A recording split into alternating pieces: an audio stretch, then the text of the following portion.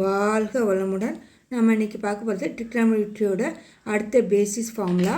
இது radians degree. இந்த ரெண்டும் தான் நிறைய பேருக்கு கன்ஃபியூஸ் ஆகும். ரேடியன்ஸு எப்படி கண்டுபிடிக்கணும், டிகிரி கொடுத்துருந்தா ரேடியன்ஸ் எப்படி கண்டுபிடிக்கணும், ரேடியன்ஸ் கொடுத்துருந்தா டிகிரி எப்படி கண்டுபிடிக்கணும் அப்படிங்கிறது தான். இதில் நல்லா பாருங்கள், பையங்கிறது 180க்கு ஈக்குவல். எப்போவுமே பையங்கிறது 180க்கு ஈக்குவல்.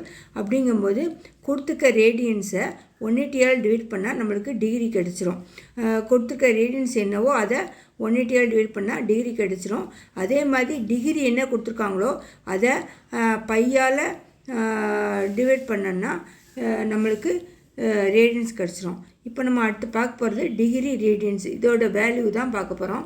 0க்கு 0 டிகிரி தான் வேல்யூ, 0 டிகிரிக்கு 0 தான் வேல்யூ. 30 டிகிரிங்கும்போது 180யை 6ஆல் டிவைட் பண்ணால் 180யை 6ஆல் டிவைட் பண்ணால் 30 வரப்போகுது. 180யை 6ஆல் டிவைட் பண்ணால் 30 டிகிரி வரும்.